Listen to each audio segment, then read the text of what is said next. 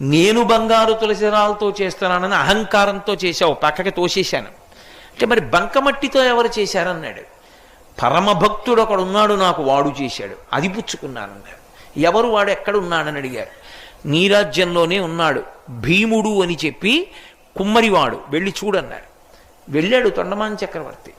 వెళ్ళేటప్పటికి ఆయన కుండలు చేసుకుంటున్నాడు. కొయ్య వెంకటేశ్వర స్వామి మూర్తిని పెట్టి మట్టి తయారు చేసేటప్పుడు కుండ మొట్టమొదటిది చేయగానే విరిగిపోతుంది. దాంతో బంకమట్టి తులసిదళం చేసి ఆయన పాదముల మీద పెట్టేవాడు. స్వామి ఉన్నాడు అని నమ్ముకునేవాడు. ఆ మట్టి తులసిదళం నేను పుచ్చుకుంటున్నానని తొండమాన్ చక్రవర్తి వెళ్ళిన తర్వాత గరుడ వాహనం మీదొచ్చి వెంకటేశ్వర స్వామి తను కట్టుకున్న బట్టలు తీసి ఆ భీముడికి కప్పి, శ్రీదేవి భూదేవి తమ ఒంటి మీద ఉన్న నగలు తీసి తమాలిని అని భీముని భార్యకి వేసి గరుడ వాహనం ఎక్కించి వైకుంఠానికి తీసుకు